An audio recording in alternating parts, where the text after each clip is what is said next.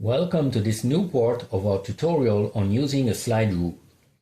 In the previous part, we saw that the exponential in any base of a number could be computed.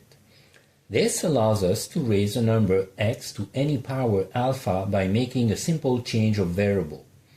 Thus, we can compute x to the power alpha as 10 to the power of alpha times the logarithm of x. Let us compute 2.34 to the power 5.5, which must be equal to 10 to the power 5.5 times log 2.34. So, we start by moving the cursor to the value 5.5 on the D scale and move the right index of the C scale over it in order to set up the multiplication.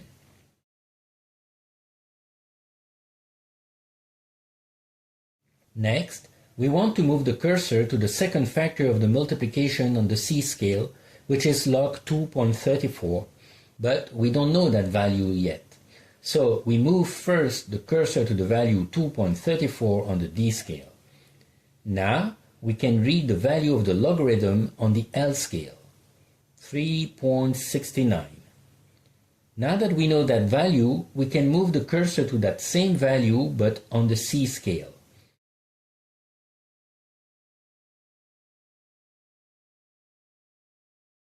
And we read the result of the product on the D scale, 2.03.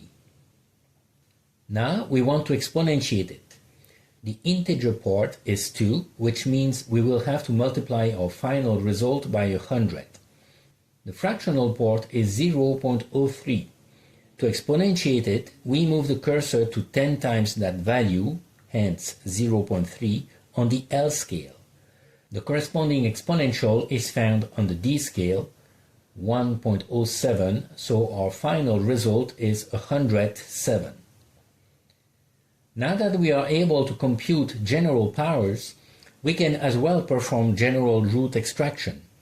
To extract the nth root of x, all we have to do is to substitute 1 over n for the exponent alpha in the previous formula.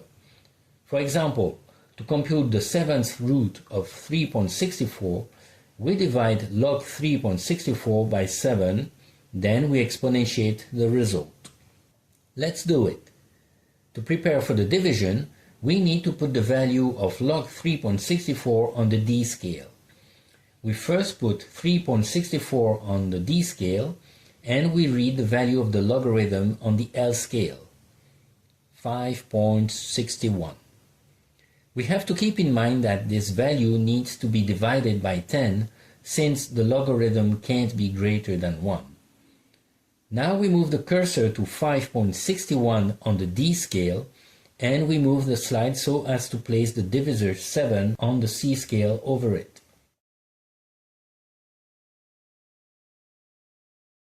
The result of the division is found on the D scale under the right index of the C scale, 8. Maybe 0.1.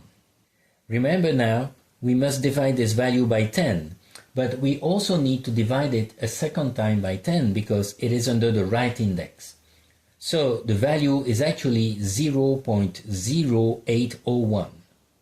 Finally, to exponentiate it, we need to place 10 times this value on the L scale, 0.801, and we read the result on the D scale, about 1.21. Now let us consider the particular case of squaring. We could of course use the method for computing general powers, but as we just saw, this involves several operations that are time-consuming and prone to errors. A much simpler alternative consists in multiplying the number by itself, but side rules actually provide an even faster way of achieving the same result without the need of moving the slide. Only the cursor needs to be adjusted. For this purpose, slide rules include the A and B scales, which are identical and logarithmic, just as the C and D scales. But the difference is that their lengths are half of those of the C and D scales. This means that a given value x that is read on the D scale is located at a distance from the left index that is twice the distance to the same value on the A scale. Thus, because of the properties of the logarithm, A given value x on the d scale is found at the same distance as its square on the a scale. Thus, only the cursor needs to be moved. Let us see an example. To compute the square of 2.32, we place the cursor on that value on the d scale and we read the square on the a scale, 5.38. It is that simple. Now, if instead we wanted the square of 232, which is 100 times greater, then we need to keep in mind that the result must be 10,000 times greater, thus 53,800. Of course, extracting the square root is the reverse operation of squaring, so we move the cursor to the number on the a scale and we read the corresponding square root on the d scale.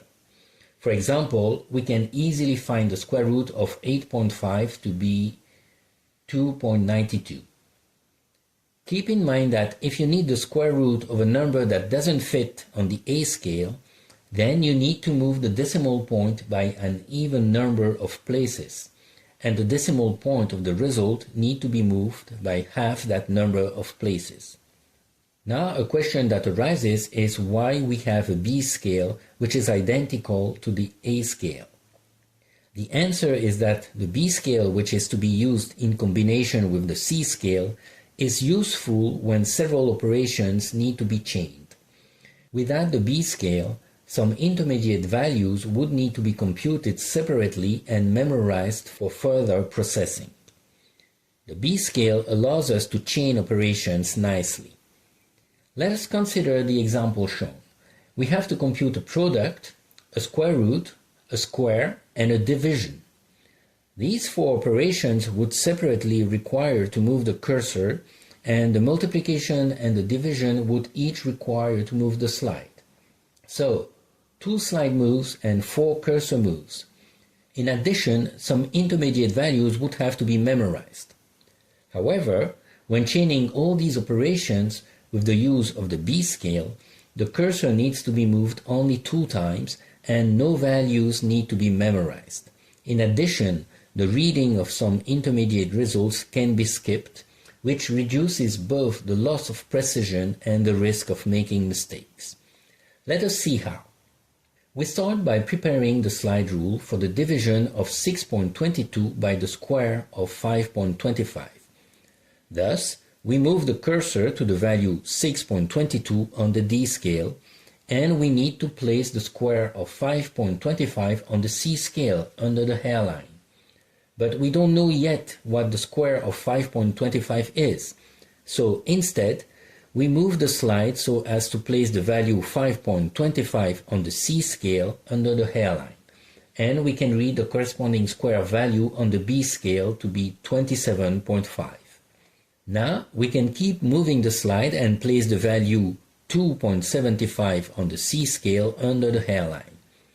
Of course, we need to keep in mind that our divisor is 10 times too small, so the result of the division needs to be divided by 10. But here is an illustration of the power of chaining operations.